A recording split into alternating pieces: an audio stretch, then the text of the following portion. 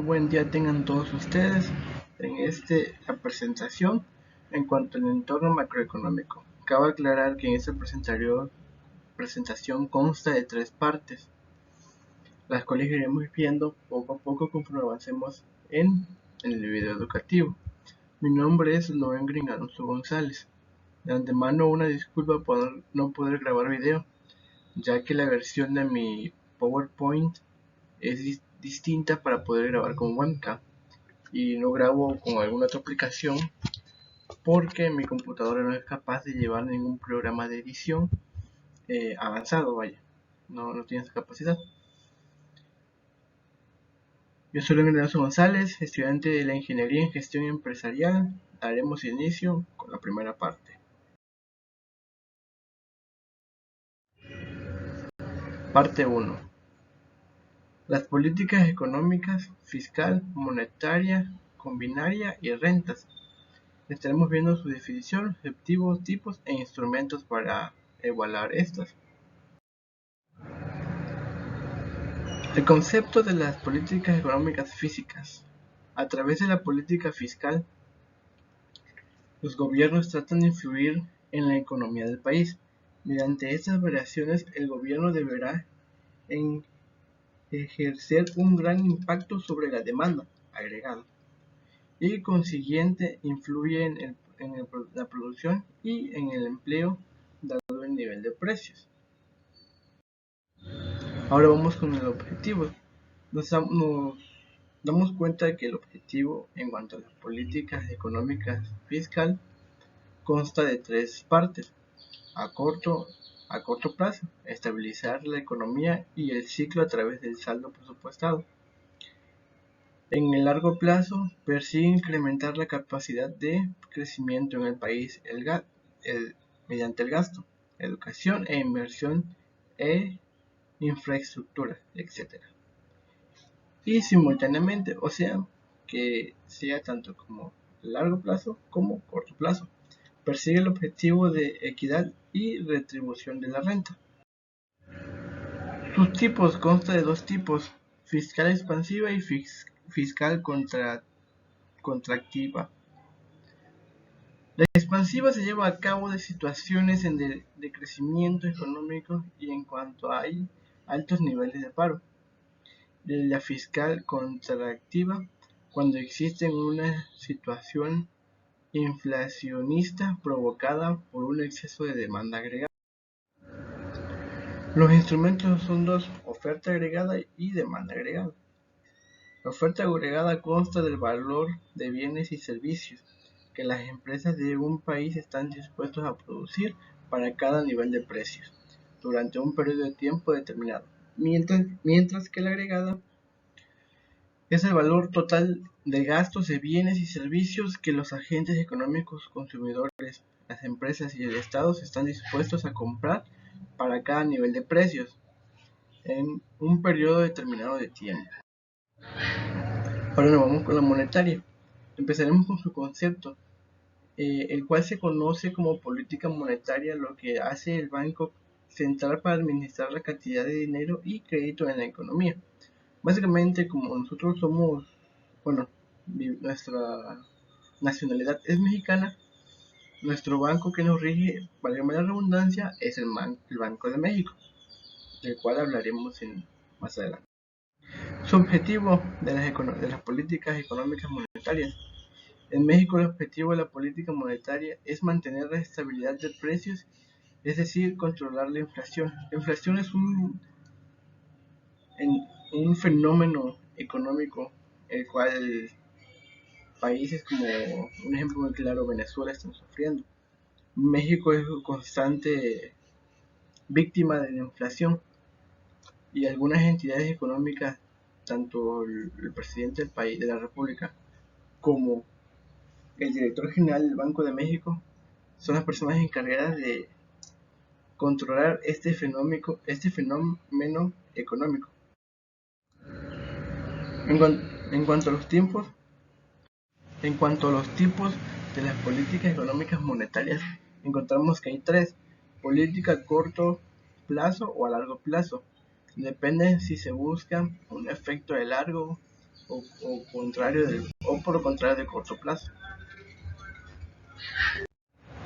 La segunda es la coyuntural o la estructural.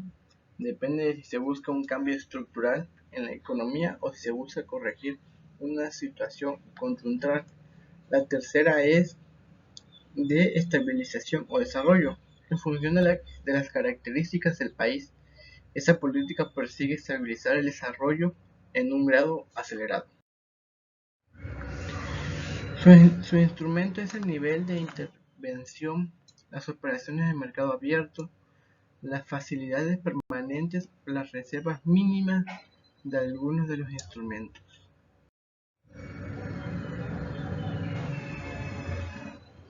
Ahora vamos con las políticas económicas cambiaría.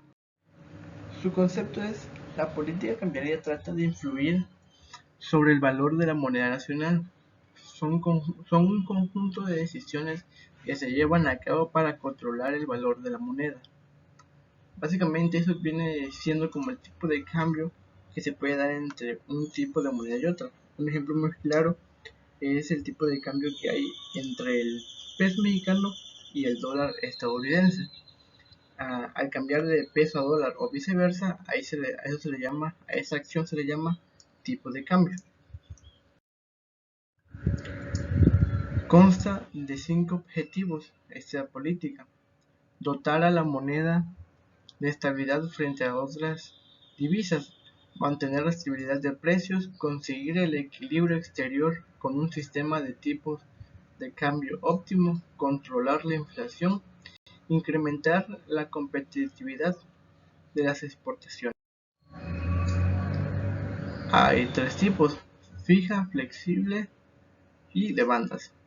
La fija, en este sistema el valor de una moneda se sujeta, en cambio, a otros valores de referencia. La flexible, en este sistema el valor de la moneda se ajusta al valor del mercado. Y de bandas, en este sistema se toma de referencia dos divisas. Así, cuando el valor de una disminuye, la otra aumenta.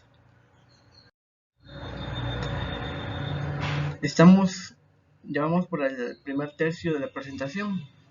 Ahora consta de la segunda parte, en la cual hablaremos sobre unas cuantas políticas económicas de México durante el gobierno del 2019 al 2024, en la cual su actual presidente es Andrés Manuel López Obrador.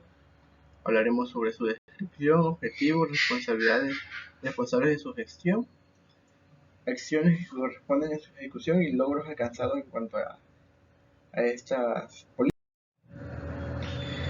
Descripción de la política: aumentar el salario mínimo. AMLO prometió trabajar para incrementar el salario mínimo en un 15.6% cada año, para que al final de su sexenio llegue a 171 pesos más la inflación que se haya generado en el periodo. Actualmente el salario mínimo es de 88.36 pesos. Otra política es la competencia del sector financiero.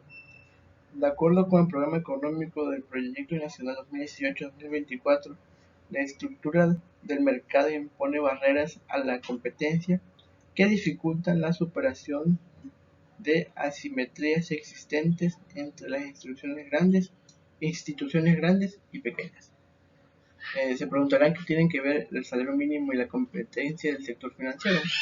El salario mínimo, pues, es con lo que cualquier mexicano o cualquier empresa se debe de regir para que ese sea el pago mínimo, por prestar sus servicios, ya sea una institución pública o privada. Tenemos dos más, que es respetar la autonomía del Banco de México. Como bien sabemos, tanto el presidente de la República Mexicana como el presidente o el director del Banco de México están a un mismo nivel de autoridad. Claro, uno no puede mandar en la otra, pero tampoco no se puede mandar unos a los otros. Es decir, el presidente de la República Mexicana no puede decirle al director: quiero que me haga más billetes. y tampoco el director no le puede decir al presidente, no sé, quiero que pongas más soldados en cierta zona de que a mí me favorece. En realidad, eso no es así. Están al mismo nivel en cuanto a responsabilidades, pero las autoridades o sus campos son distintos. Y la cuarta es no aumentar impuestos. Esta propuesta implica mantener el impuesto sobre la renta, el conocido ISR, en un tope de 35%, el impuesto al valor agregado, conocido como el IVA, en un 16%, como ya comúnmente se ha mantenido. Para el nuevo gobierno implicará no aumentar por esa vía sus ingresos y buscar otras fuentes para mayor gasto social y de objetivos a alcanzar. Aumentar el salario mínimo, el presupuesto. Como subsecretario de egresos, Gerardo Esquivel dijo el financiero Bloomberg, aumentar el salario mínimo de 88.36 a 101 pesos en 2019, un incremento del 14.3%, con la intención de situarlo por arriba del umbral necesario para cubrir las necesidades básicas para cualquier mexicano. Competencia en el sector financiero. Definir cómo precisamente no vamos a hacer ninguna modificación al marco legal que tengan que ver con la economía, con lo fiscal, en los primeros 3 años. Ahora todo esto, el responsable de su gestión es nuestro queridísimo AMLO bebé, Andrés Manuel López Obrador. El presidente de la República Mexicana publicó este miércoles el decreto por el que se garantiza el libre acceso al tránsito en las playas de México, un documento público en el diario oficial de la Federación, conocido como DOF, adiciona un párrafo al artículo 8 de la Ley General de Bienestar Nacional, que establece que el acceso a las playas marítimas y a la zona federal marítimo terrestre, con ninguna de ellas no podrá ser inhibido,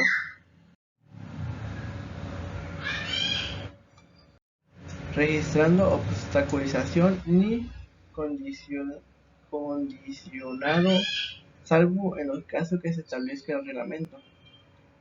El decreto entrará en vigor un día después de su publicación en el DOF, es decir, a partir del próximo jueves. Muchos se preguntarán por qué el dejar el libre acceso a las playas puede afectar nuestra economía. Quizás en el centro del país o en el norte del país realmente el sector turístico en cuanto a playas no esté muy explotado, pero ya sea en el sureste del país, en las playas conocidas como Cancún, en Playas del Carmen, las playas de Oaxaca, también en las de Baja California, el sector turístico ha bajado demasiado en cuanto a la pandemia. Claro, la acción que está tomando nuestro presidente es una acción muy arriesgada, ya que corre el riesgo de que muchas personas caigan en el contagio. Por lo mismo, si la libran, pues quedarán vivos. De no ser así, pues ya sabemos qué es lo que pasa. Es una acción muy arriesgada realmente, pero con esto mantendremos más la economía del país. Ahora las acciones correspondientes en la ejecución. El gobierno federal adoptará como eje transversal la atención a los mexicanos en el exterior y con el desarrollo de mecanismos para la participación de gobiernos estatales y municipales. 2.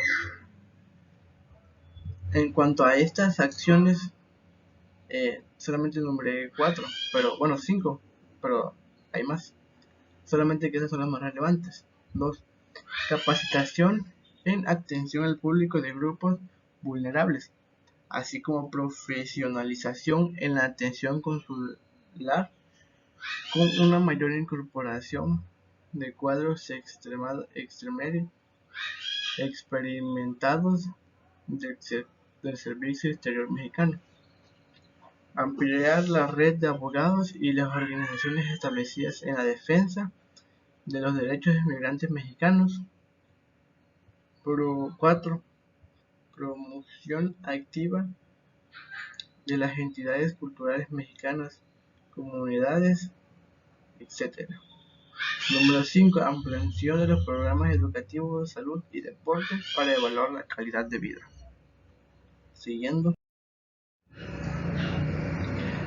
Logros alcanzar el 2021. Aumentar el salario mínimo después de 36 años más que nunca. Esto lo podemos ver en un foro que nuestro queridísimo AMLO Bebé, nuestra esperanza de la verdad, comentó que gracias a él y su arduo trabajo se aumentó el salario mínimo y se logró gracias a las acciones que él había comentado anteriormente. Ya llegamos al último tercio de esta presentación, parte 3. Aquí hablaremos sobre otras políticas quizás no tan relevantes, en el sentido de que no fueron en campaña ni nada por el estilo, sino surgieron en base a la situación que se necesitaba y consta de la misma parte que la anterior, consta de los mismos rubros que la parte anterior, como descripción, objetivos, responsables, acciones y logros alcanzados. Empecemos. Descripción de la política. La política monetaria de México frente al COVID-19. Como sabemos actualmente, o al menos a fecha de hoy,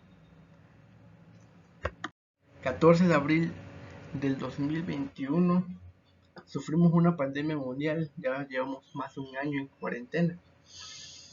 Así que esta política monetaria no fue en la campaña, no fue escrita en campaña ni nada por el estilo, ni preprogramada, ya porque no se tenía previsto una pandemia mundial. Una de las principales características de las medidas económicas adaptadas en todo el mundo para ampliar la gravedad de la crisis económica derivada de la pandemia por el COVID-19 es la magnitud y agresividad de las políticas monetarias, así como lo vemos. Objetivos o metas a alcanzar. Ahora, en cuanto al Banco de México, el cual es un banco central mexicano, mantendría de diciembre del 2018 a agosto del 2019 una tasa de referencia del 8.25%, manteniendo la fase 4 de su anterior política expansiva. Sin embargo, desde septiembre de ese mismo año hasta septiembre del 2020, el Banco de México ha reducido gradualmente su tasa de referencia hasta llegar a un 4.50%, representando un recorte de 375 puntos base en un año, regresando hacia una política más expansiva. Responsables de su gestión. Los bancos centrales han adaptado una política monetaria muy expansiva, lo que podrán generar importantes distribuciones en todos los mercados accionarios debido al exceso de liquidez global. Y como podemos ver, hay una fotografía a la derecha de nuestro video educativo. Esto es con la intención de conocer quién es nuestro director del Banco de México, esta persona. Acciones correspondientes en la ejecución de la política hablada. El pasado mes de abril del 2020, México puso en marcha 10 medidas adicionales que apoyarían el funcionamiento del sistema financiero nacional, que involucran un monto de 750.000 millones de pesos. Wow, una cantidad de dinero un poco exorbitante. Logros alcanzados al 2021. Y aquí sí se viene lo bueno. La pandemia del COVID y sus devastadores resultados negativos para la actividad económica global, aunadas a la abrupta caída de los precios del petróleo, han incidido negativamente sobre el comportamiento de los mercados financieros de nuestro México, nuestro queridísimo México. Esto tiene que ver básicamente en cómo la pandemia cambió nuestras vidas, no solamente de estar en tu casa recibiendo clases, trabajando en office home desde tu casa trabajando, no, sino cómo la economía se vio afectada cuando los cerillitos dejaron de trabajar, cuando el que te vendía fuera de la oficina te vendía un chicle. Todo ese tipo de detalle fue afectado gracias a la pandemia. Cuando tú veías al heladero que pasaba, el que vendía lotes en el parque, por ejemplo, que eran miles, claro, eran negocios micro, muy micro, pero realmente al haberse cerrado todos esos en todo el país, hubo un golpe económico muy muy fuerte. Y con ello llegamos al final de nuestra presentación, después de haber concluido estas tres partes muy interesantes, una investigación un poco ardua. Le agrego una foto de mí tratando de grabar este video. Como ya comentado anteriormente, no pude grabar con video ya que la versión de mi Office cambió y vaya, creo que para peor. El saber es poder y el poder es saberlo. Muchas veces la información que adquirimos o que nos hacen buscar quizás un poco aburrida o ardua, pero lo que no sabemos es que esa información en un futuro nos pueda servir. Si están al alcance del conocimiento, espero contar con ustedes. Mi nombre es Oengrin Alonso González y este fue mi video educativo para para la evidencia de producto. Fue un gusto y que tengan todos ustedes muy buenas tardes, muy buenas noches y muy buenos días.